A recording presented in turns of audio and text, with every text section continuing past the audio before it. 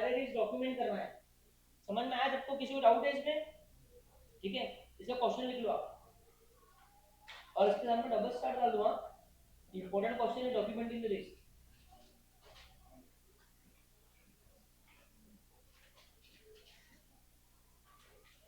Double star mark document the risk.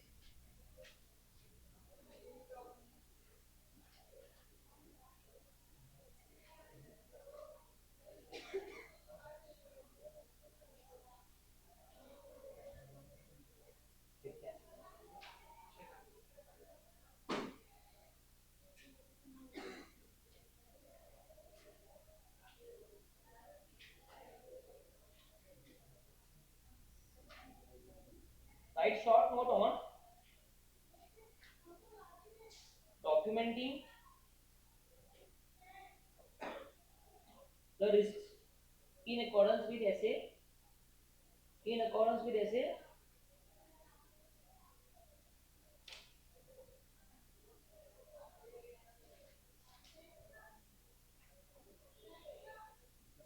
315।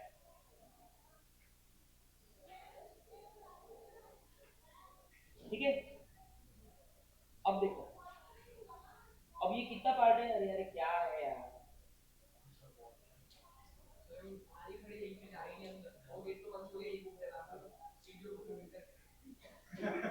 निकालो निकालो।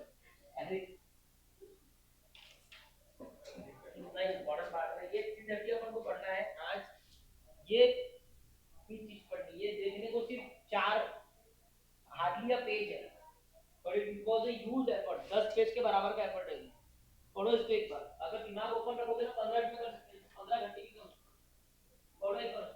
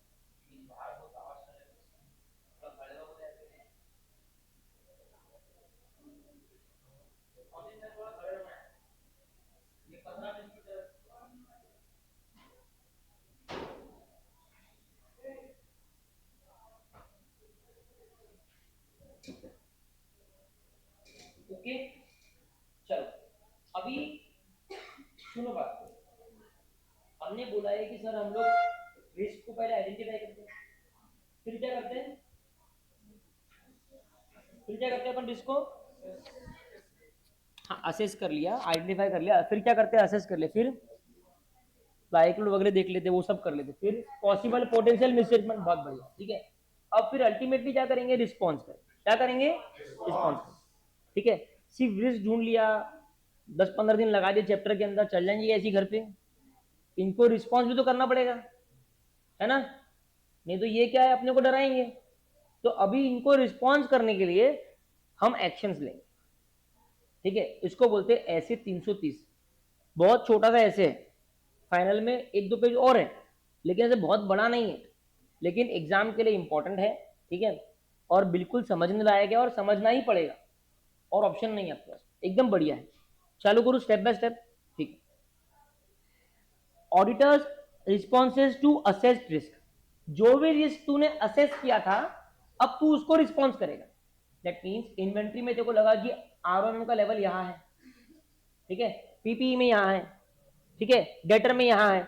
जो लेवल के तेरे असेसमेंट्स है, अब तेरे को उस लेवल के उसका रिस्पॉन्स करना पड़ेगा। जहां पे रिस्क ज्यादा है वहां पे ज्यादा प्रोसीजर लगाने पड़ेंगे, वहां अच्छे बंदे लगाने पड़ेंगे। करेक्ट है, वहां पे ज्यादा ध्यान देना पड़ेगा। करेक्ट है ना? 330 auditors responses to the assessed risk deals with, ये एस कैसे डील करता है? ऑडिटर की जिम्मेदारी to design responses to and implement those design. बराबर है? डिजाइन एंड इंप्लीमेंट, बोलो। रिस्पॉन्सेज, क्या चीज? रिस्पॉन्सेज। आपको डिजाइन करना है, आपको इंप्लीमेंट करना है responses to the assessed risk.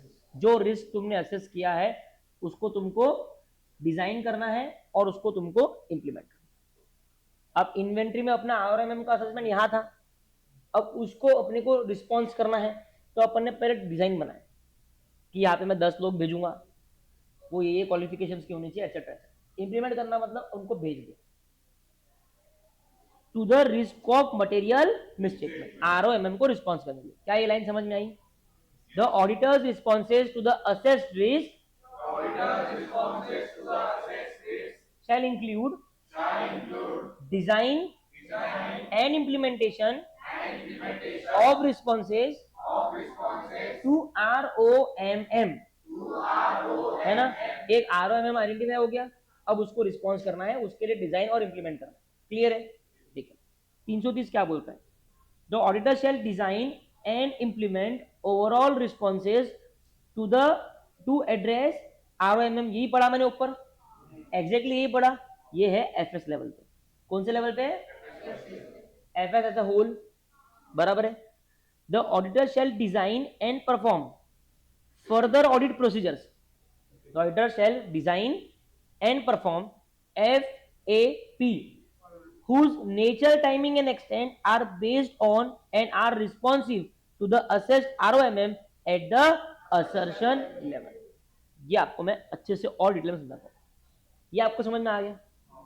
ठीक है, कि एफएस लेवल पे एज अ होल उसको रिस्पॉन्सेज इंप्लीमेंट करने हैं और रिस्पॉन्सेज डिजाइन करने हैं और इंप्लीमेंट करने हैं। सिंपल है। क्यों? टू रिस्पॉन्स द ROMM, जो भी असेसमेंट आपका ROMM का था उसको रिस्पॉन्स करने के लिए। समझ में आया सृष्टि? अब असर्शन लेवल पे क्या होता है, मतलब एक एक debtor, creditor, PPE, inventory. Assertion मतलब क्या? सारे बैलेंस शीट के आइटम्स, सारे सीओटी के आइटम्स, क्लासेस ऑफ ट्रांजेक्शन के आइटम, मतलब सैलरी, है ना, अदर इनकम, रेवेन्यू। अब इस पे हम जब प्रोसीजर लगाते हैं उसको बोलते हैं FAP। मैंने बताया ना आपको, RAP होने के बाद में FAP लगता है। ठीक है, जो हम लोग ओवरऑल रिस्पॉन्सेज डिजाइन करते हैं for FS as a whole, वो आप लोग FAP के पहले ही कर लेते हैं। ठीक है, मतलब FAP शुरू हो रहा है पहले वो कर लेते हैं, क्योंकि वो हल्के फुल्के होते हैं। मेन क्या है? एक एक असर्शन। तो फर्दर ऑडिट प्रोसीजर्स हम एक एक असर्शन पे लगाते हैं। ठीक है, तो अब उस असर्शन का बोलो, असेस्ड ROMM क्या है, उसके हिसाब से ऑडिटर अपने प्रोसीजर्स का NTE डिटरमाइन करेगा। बराबर है। अगर डेटर का असेस्ड ROMM इज हाई तो ऑडिटर के प्रोसीजर भी ज्यादा होंगे। अगर डेटर का असेस्ड ROMM इज लो तो ऑडिटर का NTE ऑफ प्रोसीजर भी लो रहेगा। करेक्ट है? तो ये तो एफएस लेवल का हो गया। और ये क्या? The auditor shall design and perform FAP। Auditor को FAP क्या है? FAP is response. What is FAP? FAP is a response to the assessed ROMM. Are you getting this? FAP is a response to assessed ROMM. Why? Because पहले आप RAP करते हो, उससे आपको ROMM मिलता है। अब ये ROMM को रिस्पॉन्स करने के लिए आप FAP लगाते हो। तो auditor shall design and implement FAP, ठीक है, हुज NTE, मतलब FAP के NTE मतलब nature, timing and extent of further audit procedure will be dependent on assessed ROMM of that assertion. Are you clear? पक्का clear है? ठीक है, फटाफट दोनों टेबल को पढ़ो और लर्न करो। अपनी लैंग्वेज में भी चलता अपने को।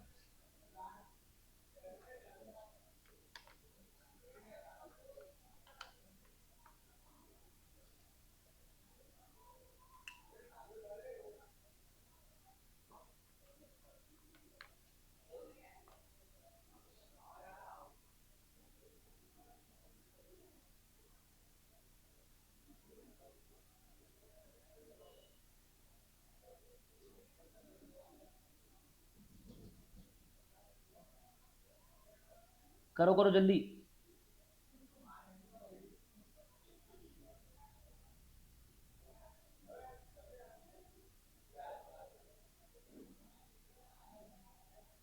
एक है एफएस लेवल पे, एक है असोसिएशन लेवल पे।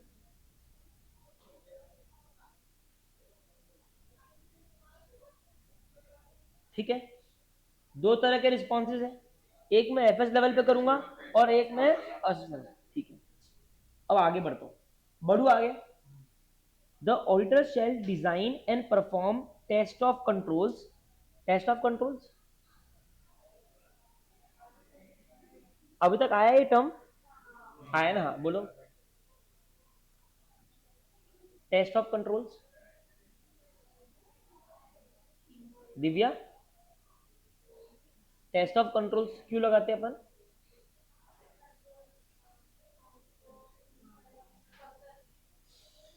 गलत बोल दिया, चालू सही किया था।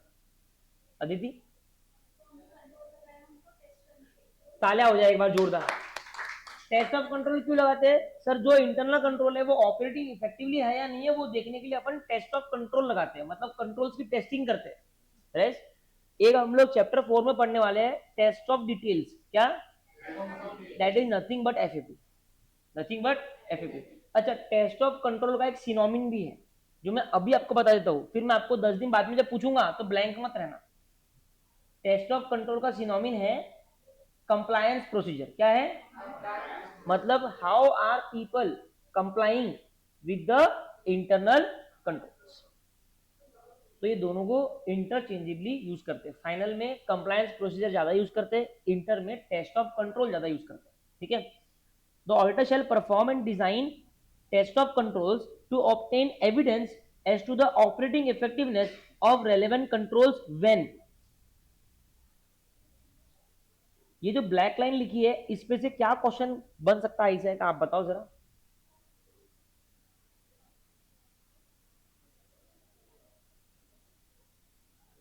बताओ Atharva. When should the auditor design and perform the test of control to obtain sufficient appropriate evidence? About what? As of as to the operating effectiveness of relevant process. तो क्वेश्चन क्या है हिंदी में बताओ। मतलब ऑडिटर ने कब टेस्ट ऑफ कंट्रोल इंप्लीमेंट करने चाहिए, इफेक्टिवनेस को चेक करना। हाँ, तो ऑडिटर क्वेश्चन क्या है सुनो, कौन से सिनेरियो में, बोलो, ऑडिटर को टेस्ट ऑफ कंट्रोल्स लगा के इंटरनल कंट्रोल की ऑपरेटिंग इफेक्टिवनेस चेक करना चाहिए और उसको लेके ऑडिट एविडेंस ऑब्टेन करना चाहिए। कब ये नौबत आएगी कि आप टेस्ट ऑफ कंट्रोल्स को चेक करोगे?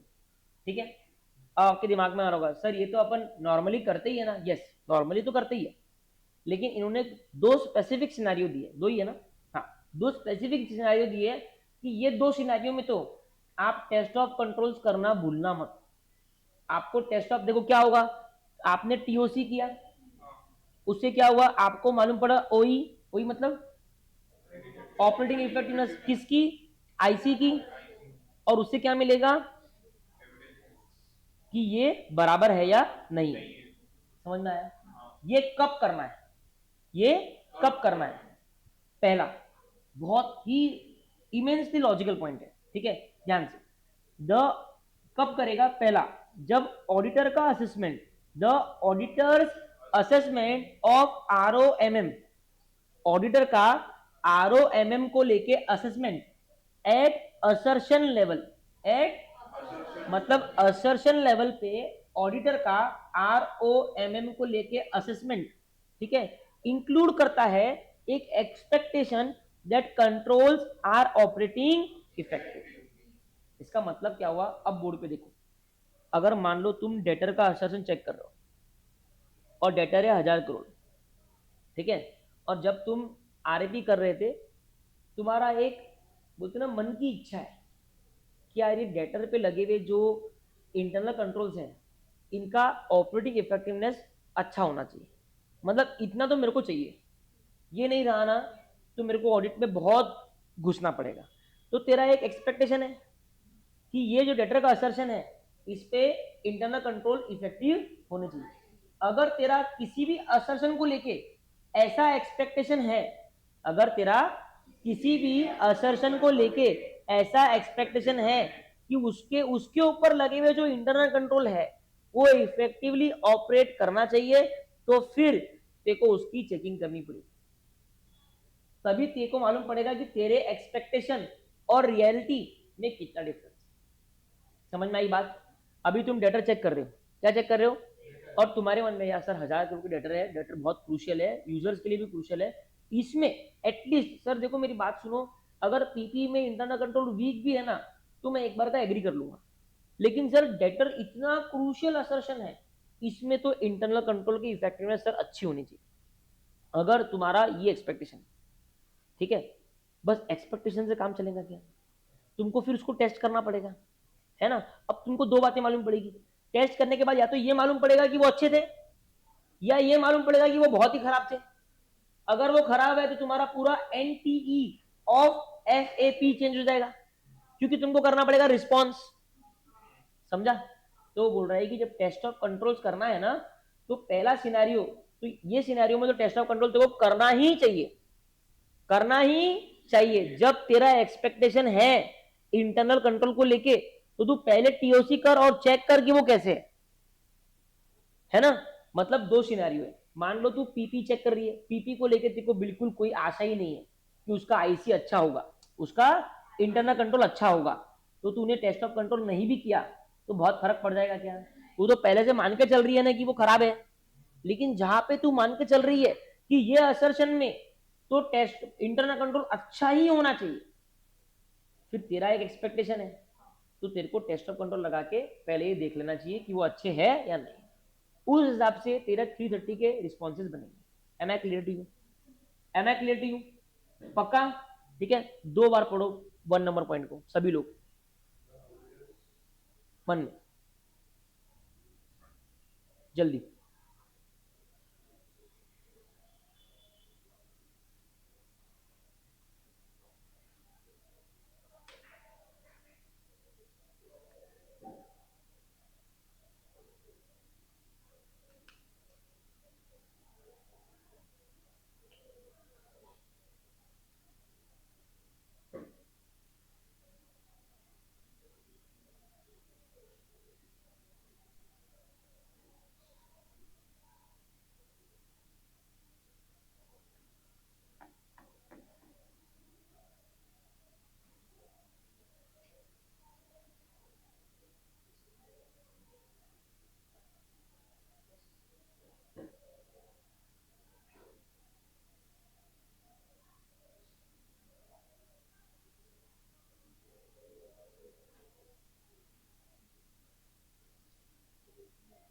पढ़ लिया? सब लोग कंफर्टेबल है? ठीक है, तो अभी तक हमने क्या देखा 330 में, वो बोलता है कि ऑडिटर को रिस्पॉन्सेज डिजाइन करने हैं और इंप्लीमेंट करना है। सबसे इंपॉर्टेंट वर्ड है डिजाइन एंड इंप्लीमेंट। ठीक है, तो ऑडिटर को क्या करना है? डिजाइन करना है और इंप्लीमेंट करना है रिस्पॉन्सेज। दो लेवल पे होंगे, एक एफएस लेवल पे होगा और एक असर्शन लेवल पे होगा। दोनों लेवल पे उसको रिस्पॉन्स डिजाइन करना है, और responses in concurrence with the assessment of ROMM रहेंगे। जितना तेरा आरओएमएम का असेसमेंट है उस हिसाब से तेरे एनटीई चेंज होंगे। करेक्ट है? उसके बाद में हमने बोला कब कब उसको टेस्ट ऑफ कंट्रोल करना है। पहला, जब जब उसका कोई एक्सपेक्टेशन है in regards to the operating effectiveness of internal control over a particular assertion. ठीक है, अगर उसका एक्सपेक्टेशन है तो उसको टेस्ट ऑफ कंट्रोल करना पड़ेगा। दूसरा, substantive procedures alone cannot provide. बोलो, सब्सटेंसिव प्रोसीजर मतलब मैं बोलूं एफएपी। ये आपको एक और टर्म बता रहा हूं मैं, एफएपी का दूसरा नाम क्या है? ठीक है, तो दोनों के दो दो नाम है। टेस्ट ऑफ कंट्रोल्स का दूसरा नाम क्या है? Compliance procedure. ठीक है, एफएपी का दूसरा नाम क्या है? क्लियर है? कोई डाउट नहीं? चैप्टर नंबर 4 में ना ये चीजें डिटेल में आने वाली है, से सारे नाम वाम ये सब, तो आपको बहुत क्लैरिटी चैप्टर नंबर 4 में मिलेगी। ठीक है, आगे बढ़ू। अब सब्सटेंसिव प्रोसीजर मतलब एफएपी कब लगाते हैं अपन? आरएबी के बाद में, आरएबी के बाद में लगाते हैं। आरएबी पे तेरे को असेसमेंट ऑफ आरओएमएम मिल जाता है। ठीक है, अब तेरे को हर एक असेसमेंट को लेके आरओएमएम का असेसमेंट मिल गया। अब तेरे को रिस्पॉन्सिव डिजाइन करने हैं 330 के। 330 मतलब कुछ भी नहीं, एफएपी लगाना। रिस्पॉन्सिव मतलब एफएपी होगा। करेक्ट है? चलो, तो अब तेरा 4-5 असर्शन है, उसको लेके एक असेसमेंट ऑफ आरओएमएम आ चुका है, और तू उसको लेके सब्सटेंसिव प्रोसीजर लगा रहा है। आपको इमेजिन कर पा रहे हो क्या? आप इमेजिन कर पा रहे हो? वापस बोलो, आपने ऑडिट चालू किया, सब लोग साइशामा प्लीज, सब लोग आपने ऑडिट चालू किया, ठीक है, आपने सबसे पहले आरएपी लगाया, 10 दिन आपने आरएपी लगाया, हर एक असर्शन को लेके आपको आरओएमएम मिल गया, अभी तक ऑडिट चालू हुआ क्या हुआ, सिर्फ आरएपी। अब देखो क्या करना है, 330 के हिसाब से रिस्पॉन्सेज देने हैं, रिस्पॉन्सेज मतलब design and implement responses to the assessed ROMM, correct है। अब जब तू रिस्पॉन्स दे रहा है तो जो जो जितने लेवल का तेरा असर्शन रहेगा, असेसमेंट ऑफ आरओएमएम रहेगा, उस हिसाब से तू रिस्पॉन्सेज देगा, करेक्ट है, ये सिनेरियो क्लियर है। अब अपन पोजीशन पे खड़े हैं सब्सटेंसिव प्रोसीजर, किसकी, मतलब रिस्पॉन्स देने की पोजीशन पे खड़े। अब तेरे को पता है कि substantive procedure alone cannot provide you sufficient appropriate audit evidence, मतलब सिर्फ सब्सटेंसिव प्रोसीजर लगाने से तेरे को सफिशिएंट ऑडिट एविडेंस नहीं मिले, सिर्फ लेक्चर में बैठने से तुम क्लियर नहीं हो, सिर्फ सब्सटेंसिव प्रोसीजर लगाने से तुमको ऑडिट एविडेंस नहीं मिलेगी, ये तेरे को पता है। सर ये कैसे होगा, होगा ना, बहुत जगह पे होता है। अरे मेरे को तू बता एक चीज, 10,000 करोड़ के डेटर है, तेरी ताकत है क्या चेक करने की, इतना ह्यूज वॉल्यूम ऑफ ट्रांजेक्शन है, तू चेक कर सकती क्या, तेरे को साथ में किसकी हेल्प चाहिए, इंटरनल कंट्रोल, किसकी चाहिए, सर कैसे, अगर तूने टेस्ट ऑफ कंट्रोल्स लगा दिया है ना, तेरा कोई एक्सपेक्टेशन नहीं था आईसी को लेके, लेकिन अब जब तू आया एफएबी के स्टेज पे और तू देख रहा 10,000 करोड़, तो तूने समझ लिया कि सब्सटेंसिव प्रोसीजर लगाने से मेरे को कोई खास एविडेंस नहीं मिलेगा, तो अब तू जा रहा इस असर्शन के ऊपर लगे हुए इंटरनल कंट्रोल पे और तू उस पे टीओसी लगा रहा और उस इंटरनल कंट्रोल की इफेक्टिवनेस को चेक कर रहा। अब अगर वो इंटरनल कंट्रोल इफेक्टिव रहेंगे तो कहीं ना कहीं तेरे मन में दिलासा रहेगी कि कोई फ्रॉड या एरर नहीं हो सकती, और उसके साथ में तूने हल्के फुल्के मीडियम लेवल के सब्सटेंसिव प्रोसीजर लगा दिए, जितना तेरे को मिल गया उतना मिल गया, तेरा काम खत्म। समझ में आ रही की बात, तो दो कंडीशन पे हमको टीओसी लगाना ही पड़ता है। पहला, जब मेरा एक्सपेक्टेशन है कि उस असर्शन पे लगे हुए जो इंटरनल कंट्रोल्स है वो ऑपरेटिंग इफेक्टिवली होंगे, तो अगर एक्सपेक्टेशन है मतलब तू कंसीडर कर रहा उसको, अगर कंसीडर कर रहा तो पहले चेक कर ले, सिर्फ अनुमान के बेसिस पे काम मत कर। दूसरा, तेरा कोई अनुमान नहीं है, लेकिन जब तू एफएपी के स्टेज पे पहुंचा तो तेरे को रियलाइज हुआ कि सिर्फ एफएपी मेरे को सफिशिएंट ऑडिट एविडेंस नहीं दे सकती, तो अब मैं टेस्ट ऑफ कंट्रोल लगा के वो असर्शन पे लगे हुए इंटरनल कंट्रोल को अच्छे से चेक करूं, और अगर वो इफेक्टिव मतलब मेरा काम हो गया, मेरे को एविडेंस मिल गया, और मैं बोल दूंगा कोई गड़बड़ नहीं। अगर वो इनइफेक्टिव तो मैं बोल दूंगा गड़बड़ है, ये खराब है, क्योंकि मैं सब्सटेंसिव प्रोसीजर एक हद तक ही लगा पाऊंगा, 10,000 करोड़ में मैं और कुछ नहीं कर सकता। Am I clear to you everybody, पक्की बात। हमने मतलब 4 चीज पढ़ी है, नंबर 1 नंबर 2 ये तो इजी थी, ठीक है। फिर टेस्ट ऑफ कंट्रोल कब लगाना है, दो कंडीशन में, तेरा एक्सपेक्टेशन है, ठीक है, और दूसरा alone can not provide. Clear है कि एकदम, फटाफट इसका एसएनडब्ल्यू करो जल्दी से, इतने पार्ट।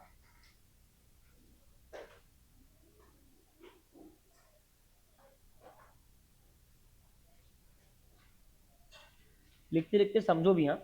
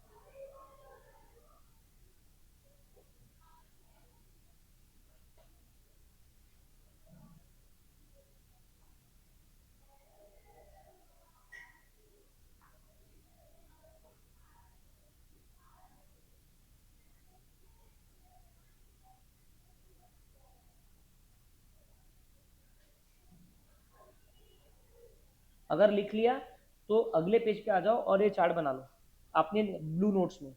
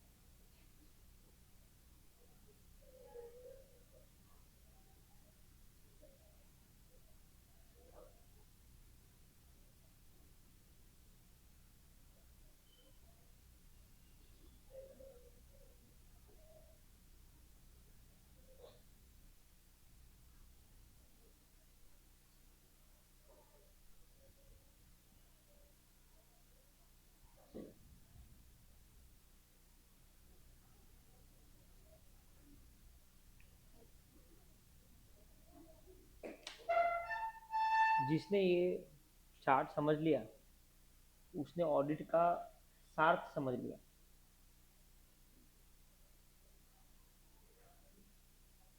मैंने एकदम यूजर फ्रेंडली लैंग्वेज में लिखा है, लिखा नीचे का भी लिख लिया। सबका हो जाए तो बताना।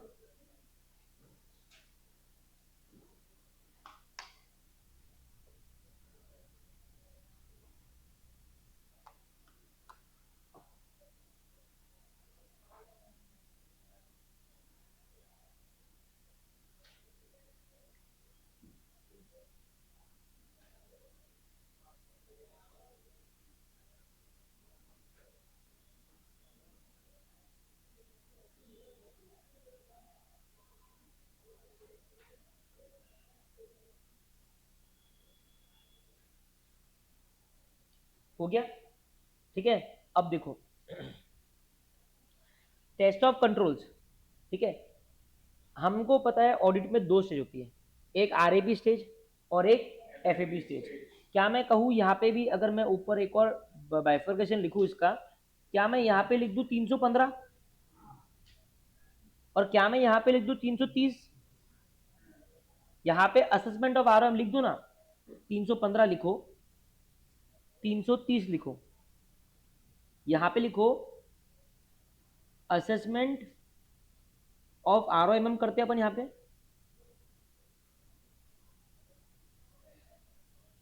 और यहां क्या करते, रिस्पॉन्स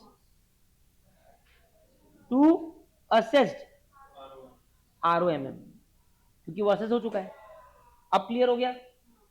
तो ये स्टेज पे तो सर टेस्ट ऑफ कंट्रोल लगाएंगे ही ना, क्या बात कर रहे हो, है ना। नहीं तो मेरे को आरओएम का असेसमेंट ही कैसे मिलेगा। तो यहां तो कोई दिक्कत नहीं थी, ये आपने अभी ऊपर तक कर लिया था। ये 330 एक्चुअली पता है कहाँ है, 330 एक्चुअली चैप्टर 4 में सिखाया जाता है। कहाँ पे, ये चैप्टर 3 में इसका अंश आया है।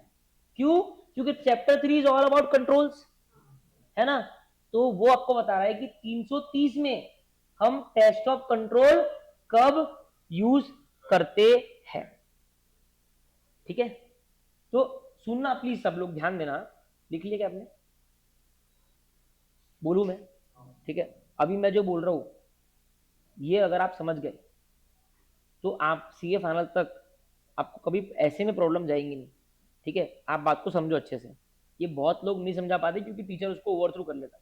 समझाऊं मैं, सबका ध्यान रहेगा ना यहाँ पे। देखो आप आरएपी के स्टेज पे असेसमेंट ऑफ आरओएमएम करते हो, उस पर 315 लगता है, उससे अपने को इंटरनल कंट्रोल की इफेक्टिवनेस के बारे में मालूम पड़ता है।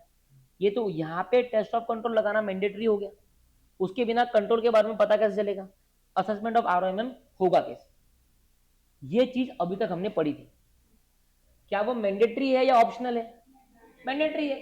सर उसके बिना मैं आरओएमएम को असेस ही कैसे करूं, है ना? ठीक है, तो ये तो हो गया सर। अब सर रिस्पॉन्सेज वाला पार्ट चैप्टर नंबर 4 में, ठीक है, क्योंकि वो पूरा एफएबी के बारे में, प्रोसीजर के बारे में है, तो 330 वैसे कहां पे कवर होना चाहिए? चैप्टर 4 में। लेकिन 330 का टेस्ट ऑफ कंट्रोल्स का पार्ट चैप्टर 3 में क्यों कवर करा हुआ है? क्योंकि हाँ चैप्टर ये जो टेस्ट ऑफ कंट्रोल का ये अपना क्या बोल रहा था मैं, हाँ 330 का 330 का रिस्पॉन्स वाला जो पार्ट है, ठीक है, वो चैप्टर 3 में क्यों कवर करा हुआ है?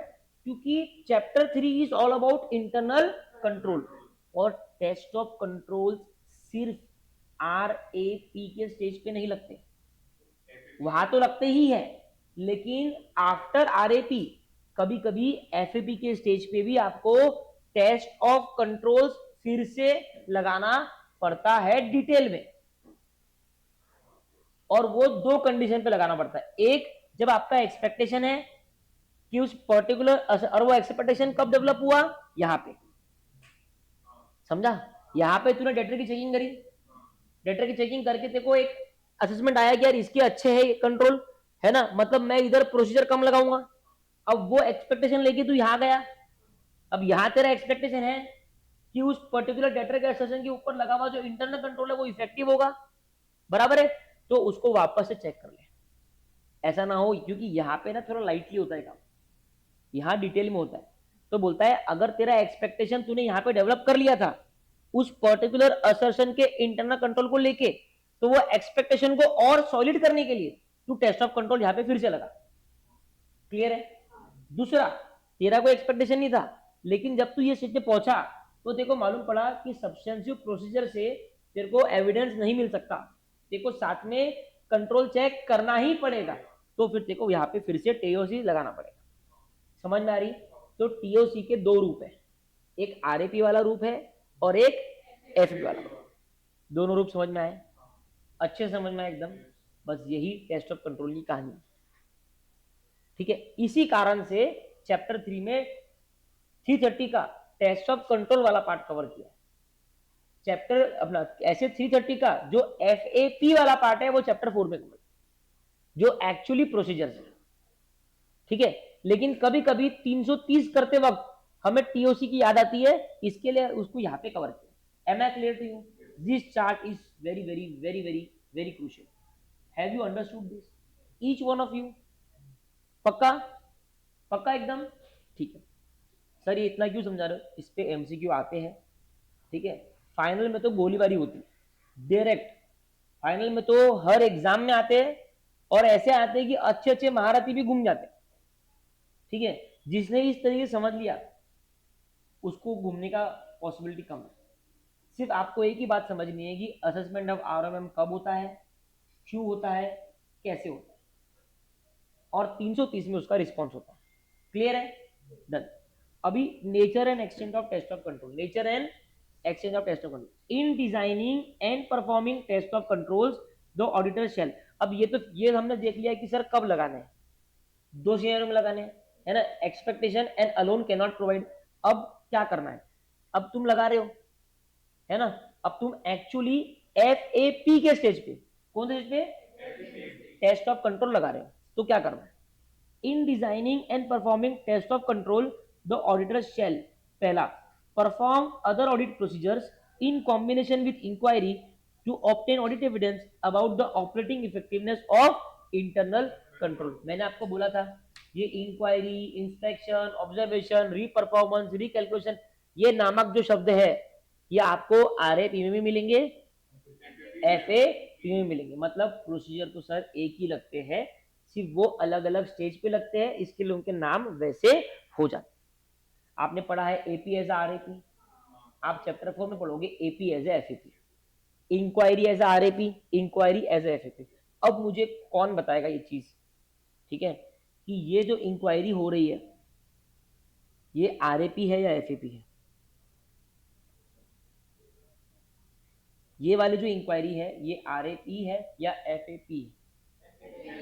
ऑब्वियसली सर, क्योंकि हम 330 पढ़ रहे हैं, दैट इज रिस्पॉन्सेज, वहां तो एफएपी होता है ना, ठीक है। तो आपको देखो पहले उन्होंने एस्टेब्लिश करवाया कि आप टीओसी कौन से दो कंडीशन में लगाओगे। अब वो एस्टेब्लिश हो गया, अब आप टीओसी लगा रहे हो, तब लगाओगे तो क्या क्या प्रोसीजर यूज करोगे। टीओसी लगाएगा मतलब क्या चेक कर रहा है? Operating effectiveness of internal control. तो वो बोलता है when designing and performing test of controls to obtain audit evidence in regards to operating effectiveness of internal control, auditor shall use inquiry in combination with other audit procedures, ठीक है, including. अब वो क्या क्या चीज वहां पे चेक करेगा? पहला, how the controls were applied at relevant times during the period under audit, है ना, ऑडिट के पीरियड में ये कंट्रोल्स कैसे कैसे अप्लाई हुए थे, कब कब ये बायोमेट्रिक डिवाइस चालू था, है ना, लोग थंब लगाते थे कि आंख दिखाते थे, गेट कैसे खुलता था, है ना, कोई अनयूजुअल पर्सन आ गया तो उसको एंट्री देने का ऑथराइजेशन किसके पास में था, वो सब चीजें। तो कैसे ये कंट्रोल अप्लाई हुए थे पूरे ऑडिट के पीरियड में। The consistency with which they were applied, ये पूरे 24 घंटे चालू था या लोड शेडिंग के टाइम पे बंद था, कितनी कंसिस्टेंसी से आप उसको अप्लाई कर रहे हो।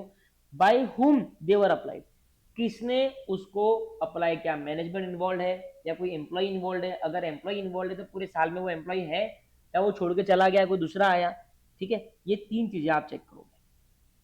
पहली, how they were applied during the period under audit, किसने अप्लाई किया, हु अप्लाइड इट, और the consistency with which they were applied. How, who, consistency, बोलो,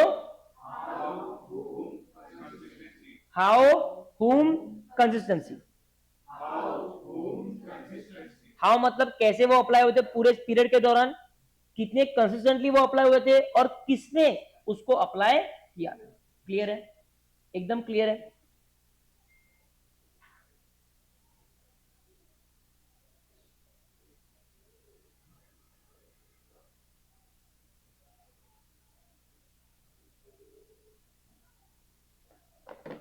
ठीक है, अब देखो बी,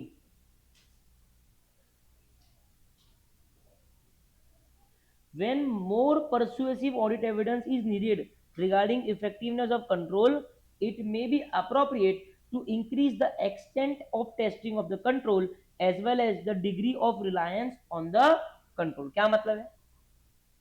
आप है ना ये डिग्री यहाँ ये इतना काट दो, इसको यहीं तक रखो। क्या मतलब है इसका? बहुत ही सिंपल है।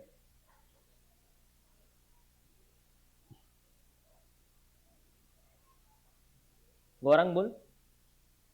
सर अगर अपने को कुछ इफेक्टिवनेस पता लगाने के लिए ज्यादा एविडेंस चाहिए, क्रूशियल एविडेंस चाहिए, तो उसके लिए अपने को अपने जो कंट्रोल्स लगा रहे हैं उसको बढ़ाना पड़ेगा। और नहीं नहीं, पीछे गलत हो गया, पीछे गलत हो गया। हाँ बोल। वो कंट्रोल का एक्सटेंड बढ़ाना पड़ेगा, मतलब उसकी ज्यादा गहराई में उसको बढ़ाना पड़ेगा। कंट्रोल का एक्सटेंड नहीं सर, वो कंट्रोल की टेस्टिंग का एक्सटेंड, वही उसने गलती किया, राइट।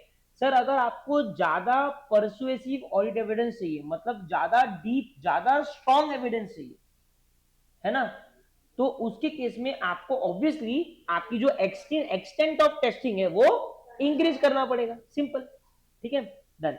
तो ये हो गया आपका क्वेश्चन कंप्लीट।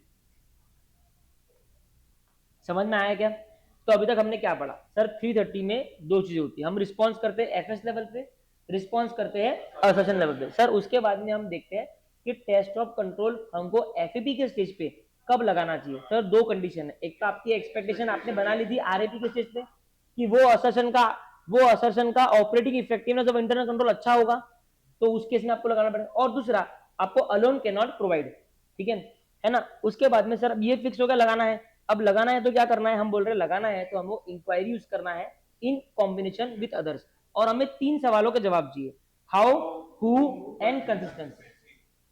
और लास्ट पॉइंट है सर, अगर आपको ज्यादा परसुएसिव ऑडिट एविडेंस चाहिए तो उस केस में अपनी एक्सटेंट ऑफ टेस्टिंग आप बढ़ा लीजिए। क्या मैंने इजी बनाया थोड़ा? है ना, बिल्कुल भी टफ नहीं है ना, सुपर, आप लोग बहुत अच्छे हो, ठीक है। अब आ जाओ लास्ट क्वेश्चन। मैटर्स, देखो इतना अपना हो गया, पूरा हाथी निकल गया, सिर्फ पूछ बची है, ठीक है, 5-10 मिनट और लगेंगे, थोड़ा ध्यान देना। Matters the auditor may consider in determining the extent of test of control include the following. अब ये क्वेश्चन कहां से इजाद हो रहा है और क्वेश्चन क्या है?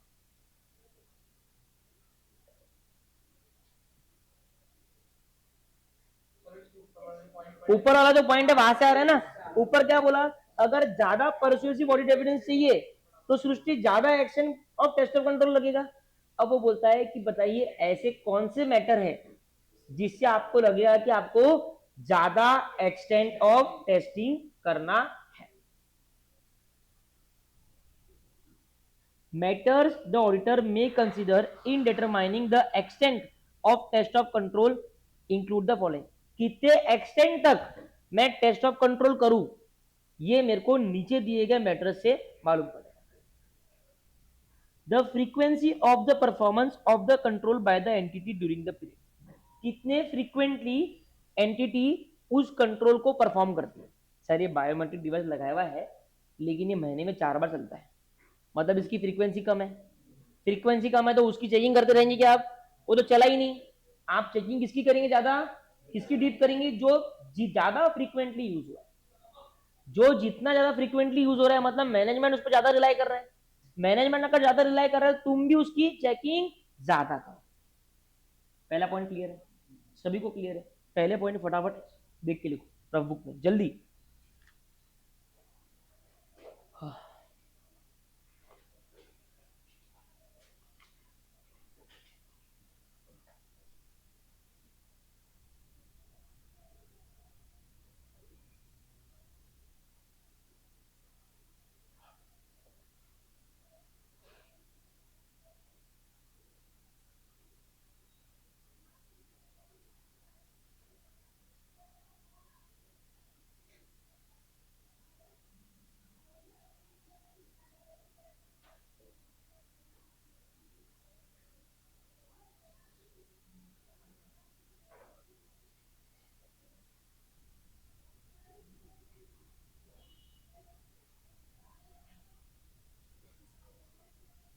लिख दिया?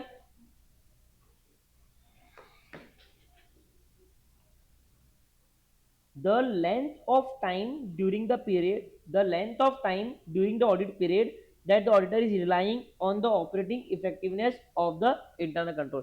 आप ऑडिट के दौरान कितने समय तक उस इंटरनल कंट्रोल पे रिलाय कर रहे हो? सर मैं तो पूरे ऑडिट के दौरान आई एम रिलाइंग कि वो इंटरनल कंट्रोल अच्छा है। अगर तू बहुत रिलाय कर रहा है ज्यादा चेकिंग, अगर तू कम रिलाय कर रहा है तो कम चेकिंग कर, सिंपल।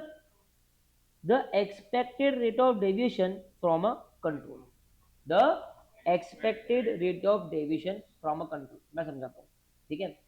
अगर आपको लगता है, अगर ऑडिटर को लग रहा है कि यार ये कंट्रोल को ना लोग ज्यादा बाईपास करेंगे, ये कंट्रोल को लोग ज्यादा बाईपास करेंगे, मतलब बायोमेट्रिक लगा है लेकिन फिर भी लोग बिना चेहरा दिखाए, किसी एक ने चेहरा दिखाया 2 जन जा रहे, एक ने दिखाया 2 जन जा रहे।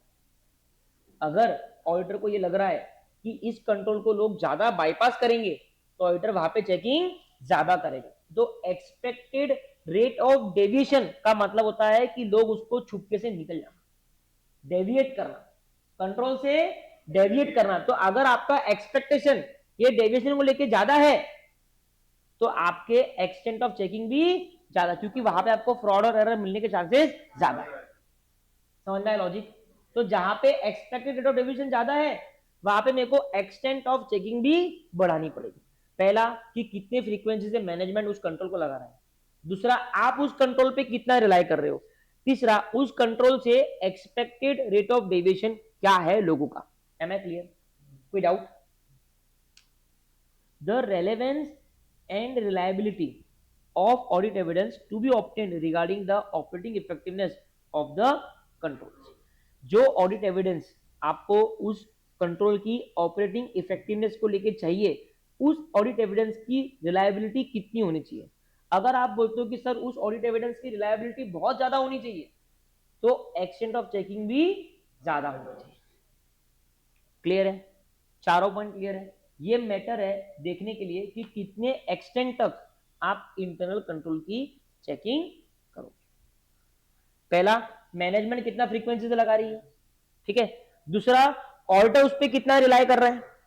तीसरा, डेविएशन, एक्सपेक्टेड डेविएशन कितना है।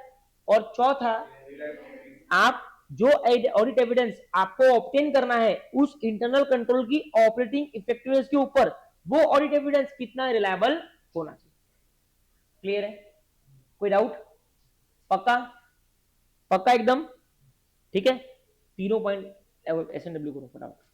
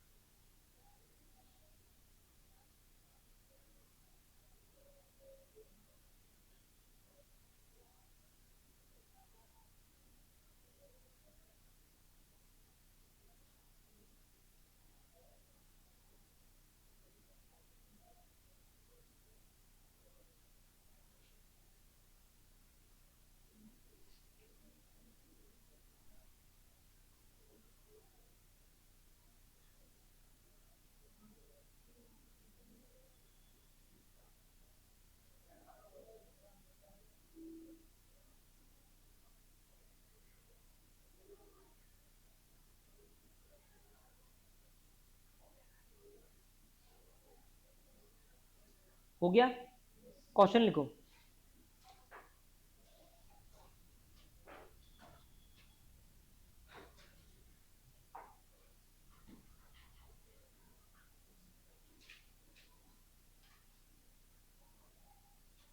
State when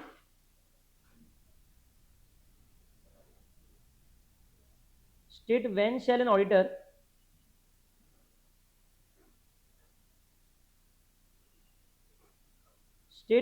auditor apply test of controls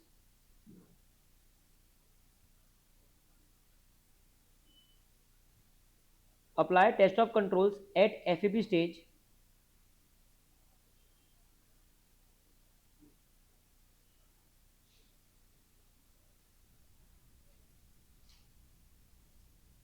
to obtain SAE as to the operating effectiveness of internal control. To obtain SAE as to the operating effectiveness of internal control.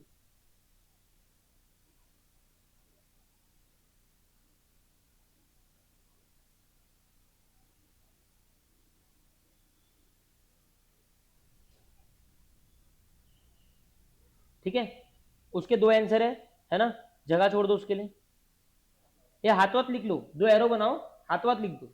Expectation वाला है और एक दूसरा है, हाथ हाथ लिखो नोट्स में उसको।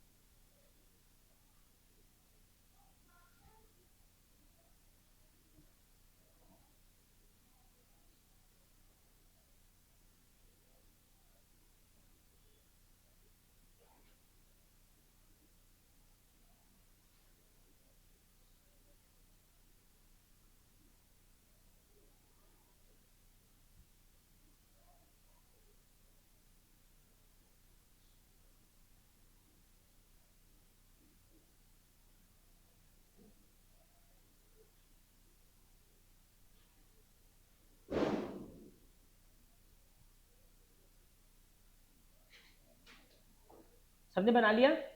ठीक है, अब दूसरा क्वेश्चन लिखो।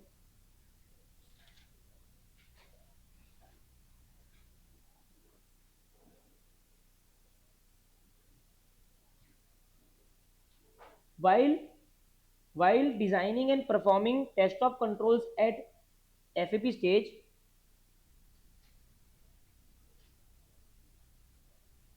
while designing and performing test of controls at FAP stage, state what shall be considered by the auditor. State what shall be considered by the auditor.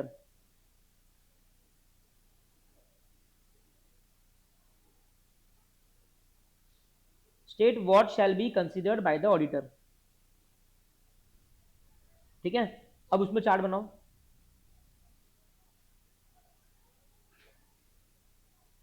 देखो उसमें ना एक बनाओ अपन, एक लेफ्ट वाला बनाओ, वो ए वाला रहेगा, उसमें 3 पॉइंट रहेंगे।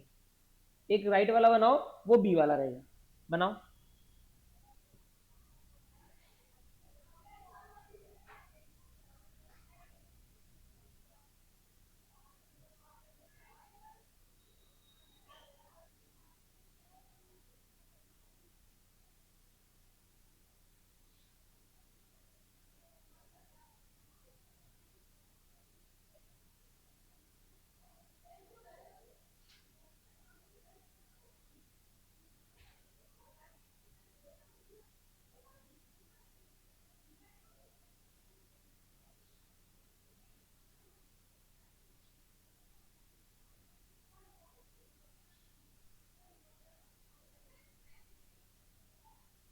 ए रहेगा performing inquiry in combination with other, उसमें हम लोग 3 चीज चेक करेंगे, हाउ, होम एंड कंसिस्टेंसी।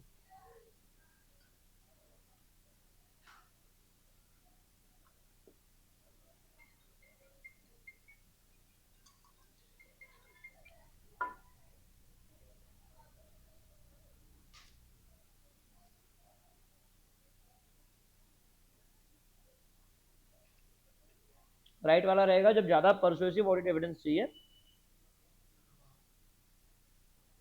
आपको एक्सटेंट ऑफ टेस्टिंग बढ़ाना पड़ेगा।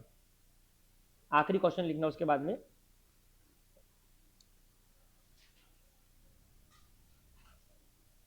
State the matters to be considered by the auditor. State the matters to be considered by the auditor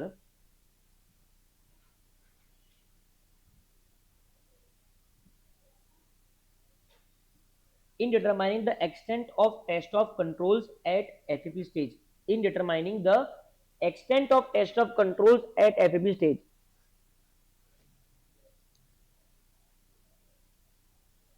ठीक है, अब क्या करो, इसको डबल स्टार कर दो, क्वेश्चन को डबल स्टार कर दो, 2 मिनट लो, पहले लर्न करो चारों पॉइंट। क्वेश्चन बोलू, in determining the extent of test of controls at FAP stage। अब क्या 2 मिनट लो, चारों पॉइंट लर्न करो, बिना देखे वो चारों पॉइंट आपके नोट्स में, आप भले एरो फॉर्मेट में लिखो, बुलेट फॉर्मेट में लिखो, आपकी इच्छा। Your time starts now. I am taking my lectures time to give you this time to learn, because I know घर पे जाने के बाद में शायद आप कहीं ना कहीं घूम ना जाओ। अभी लर्न करो।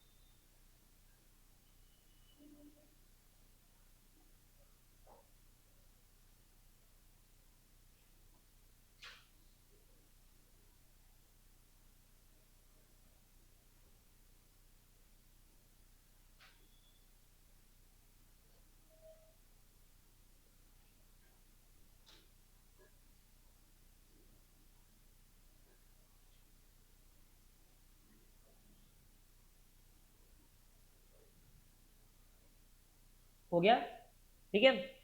This marks the end of chapter number 3 and you people have done it very very well, मतलब beyond my expectation. Chapter number 3 बहुत बहुत अच्छे से सभी लोगों ने किया है। आई होप जो कल का टेस्ट है उसको भी अपन उतना ही सीरियसली अच्छे से करेंगे, राइट।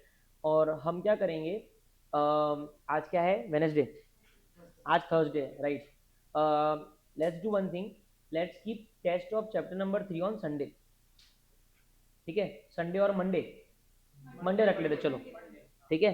मंडे को चैप्टर 3 पूरा जितना भी है पूरा रिवाइज करके, हम पार्ट पार्ट में तो कर ही चुके हैं, राइट। आपको अच्छा रिवीजन देना है और पूरा चैप्टर 3 एज अ होल हम लोग मंडे को लेने वाले हैं, ठीक है। बहुत ही अच्छा टेस्ट है, बिल्कुल भी ऐसा टफ नहीं है, नॉर्मल जो क्वेश्चंस बहुत ज़्यादा एग्जामिनेबल है उन पे फोकस है, अच्छे से करके आओ। मैं आपको एक बहुत ऑनेस्ट सजेशन दूंगा कि पूरे बाउल को खराब मत करना, है ना। कोई चीज़ अगर अपने को समझो, कोई चीज़ अपने को ट्रिकी जा रही है, कोई चीज़ अपने को लर्न नहीं हो रही है, उतना उतना एक बार के लिए मार्क करके रखना, लेकिन 80% चैप्टर अपने एटलीस्ट हाथ में अच्छे से ले लेना, ठीक है। मंडे को वी आर कीपिंग चैप्टर 3 का टेस्ट, एनी डाउट, ठीक है। कल तो है ना, कल वाला इंटैक्ट रहेगा, वो सब अक्यूमुलेट करके मंडे को होगा, ठीक है। मंडे को there will be a good test, ठीक है, ऑफ एंटायर चैप्टर 3। उसके अलावा मंडे तक और कोई टेस्ट प्लान नहीं है आपका। आई थिंक मटेरियल कॉस्टिंग हो चुका है, ठीक है, अभी लेबर चालू होगा। आप सिर्फ है ना मटेरियल का रोज प्रैक्टिस करते रहना, ठीक है। आई थिंक मंडे के बाद में ट्यूसडे को मैम मटेरियल का एक सिंगल क्वेश्चन या डबल क्वेश्चन का छोटा सा टेस्ट रखेगी। आज ले गया, हो गया, बहुत ही बढ़िया, ठीक है, तो वो खत्म हो गया। अब लेबर चालू होगा तो लेबर को टाइम लगता है, कम से कम मंडे ट्यूसडे तो लगेगा लगेगा। आपका और कोई टेस्ट प्लान नहीं है, ना कोई एएस का टेस्ट प्लान नहीं, ठीक है। चैप्टर 3 को अच्छे से करो, एकदम डिटेल में पूरा लर्निंग, यही मौका आपके पास में है, ये मौका फिर से नहीं आने वाला है, फिर आप आगे बढ़ जाओगे और इस चैप्टर को बार बार रिवाइज करना पड़ता है, ठीक है। लेकिन अभी टेस्ट के बहाने एक बार वो अच्छे से हो जाएगा तो रिवाइज करने में आसानी होगी, ठीक है। तो हम क्या करेंगे, हम मंडे को चैप्टर 3 का टेस्ट ले लेंगे, फिर हम क्या करेंगे डेली एज अ क्लास रोज का ना 2-2 पेज, 16 पेज का चैप्टर है ये 3, तो 1 और 2 ऐसे 2-2 पेज रोज का अपन रिवाइज करेंगे, ठीक है। रोज का 2-2 पेज अपन एज अ होमवर्क रिवाइज करेंगे। मेरी ऐसी इच्छा है कि मंडे के बाद में 10 दिन में हमारा पैसिवली चैप्टर 3 का एक रिवीजन और हो जाए, ठीक है। फिर मैं कॉन्फिडेंट रहूंगा कि चैप्टर 3 अपना अच्छे से एक बार वो क्लियर है, एकदम क्लियर है, ठीक है। अब आ जाओ चैप्टर नंबर 11 पे। अपने नोट्स कल तक आप, क्या हुआ, मैप बनाओ ना, मैप तो बना सकते ना, मैप बनवाना है क्या, मैंने आते तो बनाया था ना, इवैल्यूएशन तक हो गया था ना, कहाँ तक हुआ था, मतलब ये टेस्ट ऑफ ये भी हो गया था ना,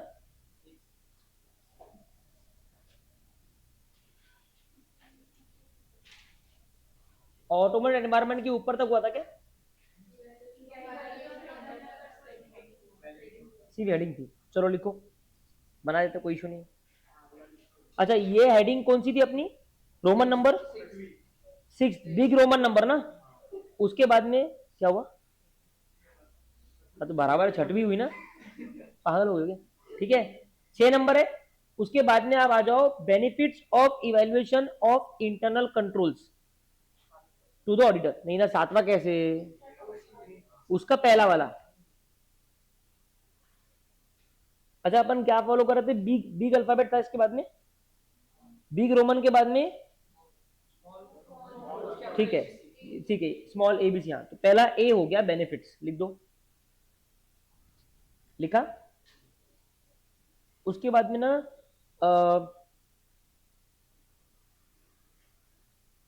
उसके बाद में आप लिखो अपनी ए की बिग हेडिंग थी ना शायद, इसके अंदर इसका सब पार्ट था, ठीक है। तो इसके बाद में ना ए लिखा ना आपने, अब उसके नीचे थोड़ा और राइट में लिखो स्मॉल वाला, मतलब जो ए के अंदर का पार्ट है ये, formulate audit program after understanding internal control,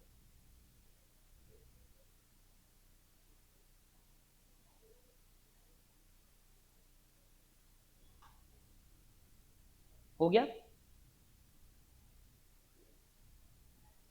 तो 6 Roman number evaluation of control, उसके बाद में उसका ए पार्ट, ठीक है, बेनिफिट्स, बेनिफिट्स के अंदर एक और छोटा सब पार्ट है वो लिख दिया। अब बी पार्ट मतलब 6 बी बराबर है evaluation of internal control dash methods.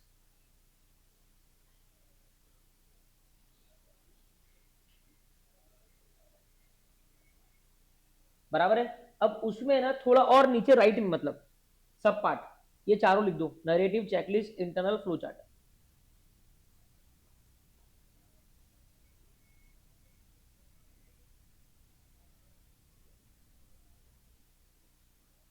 मतलब ये बी है।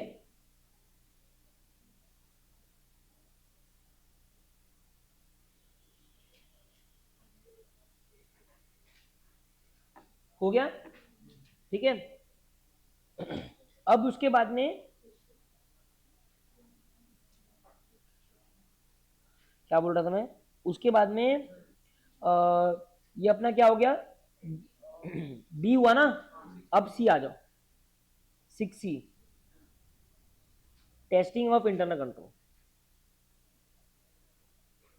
डन है। अब आ जाओ Roman number 7, what is an automated environment, Roman number 7।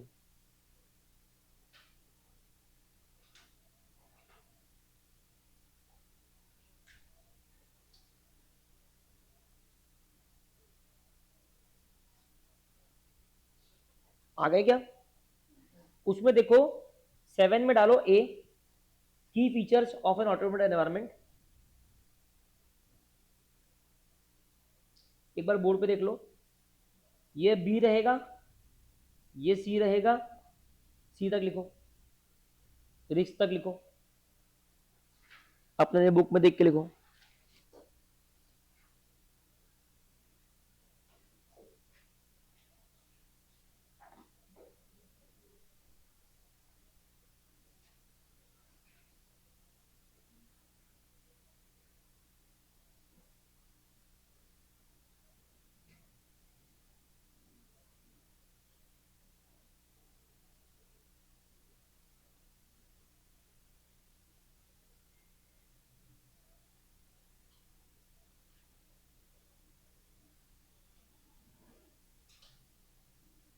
लिखा। अभी डी लिखो, impact of IT related risk.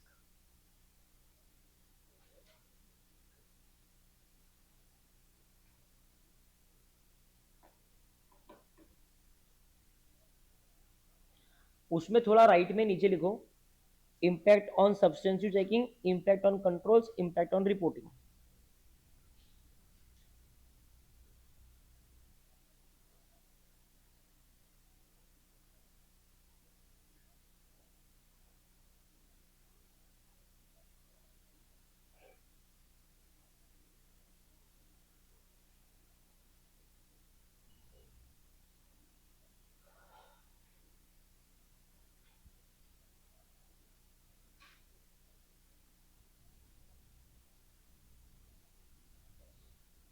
लिख दिया?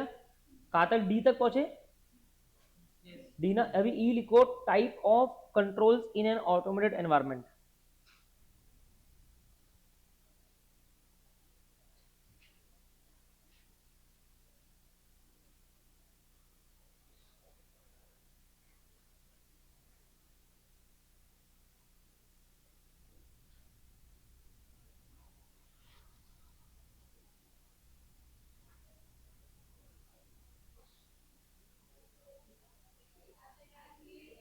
उसके बाद में लिखो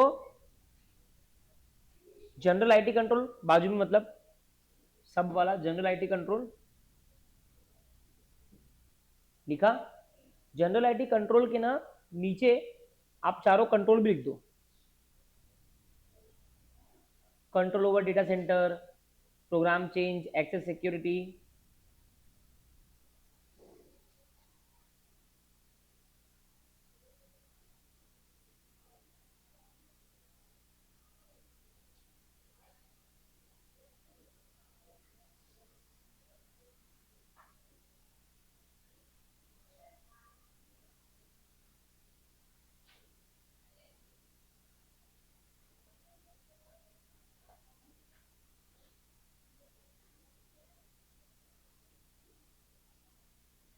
हो गया, चारों लिख दो उसमें ताकि याद आ जाए। अब उसमें एप्लीकेशन कंट्रोल और आईटी डिपेंडेंट कंट्रोल भी लिखो। जनरल आईटी कंट्रोल लिखा ना, उसके नीचे वैसा ही अलाइनमेंट वही होना चाहिए उसका, application controller IT dependent control.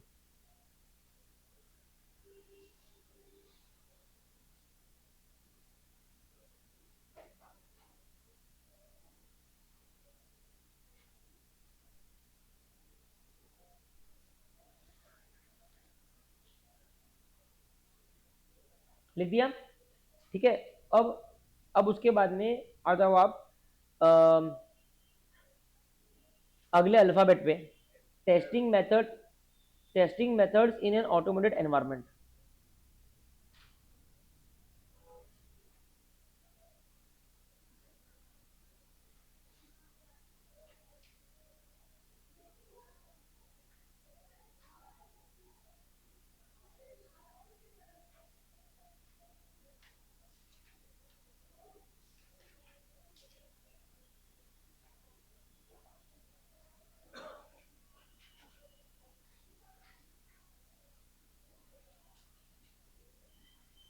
हो गया।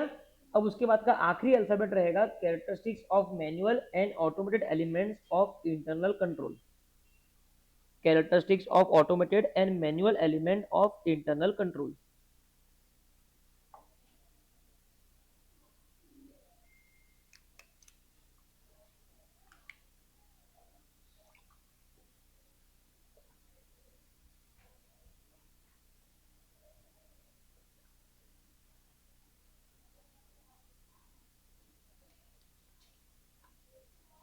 लिख दिया, ठीक है। अब आ जाओ लास्ट अल्फाबेट, अल्फाबेट ही है ना, रोमन मत चालू करना मेरे बोलो। Data analytics for audit. अब यहां पे खत्म होता है आपका ऑटोमेटेड वाला रोमन, फिर उसके बाद में नेक्स्ट रोमन चालू करो, internal financial control as per regulatory requirements.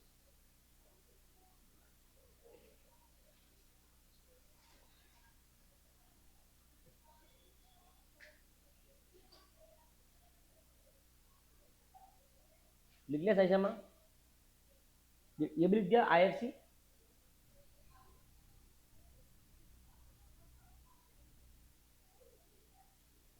तो रोमन कौन सा लिखा है आईएफसी वाला, 8वां ना, ठीक है। अब उसके बाद में एक और रोमन लिखो, डॉक्यूमेंटिंग द रिस्क, रोमन है वो।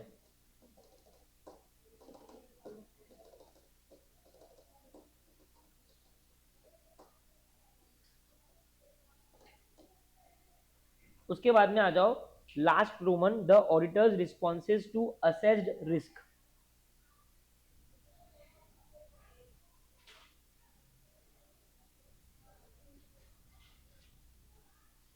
आ गए,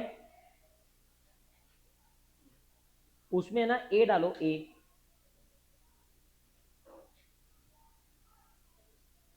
अभी ये वैन है ना, वैन, ये वैन को लिख दो स्टार्टिंग में और पूरा सेंटेंस कॉपी कर दो।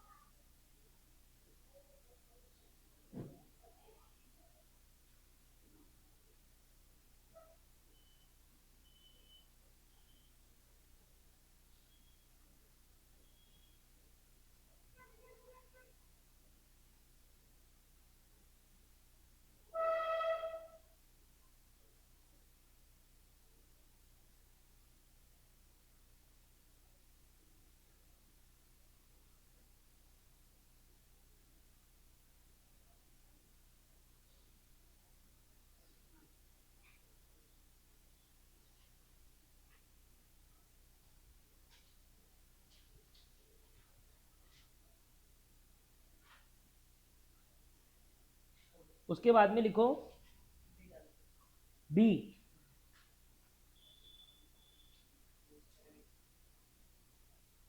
Designing and performing test of controls, designing and performing test of controls.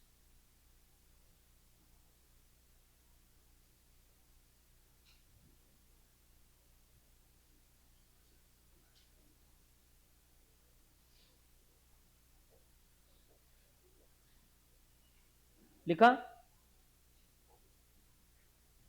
उसके बाद में आ जाओ लास्ट वाला, मैटर्स द ऑडिटर में कंसीडर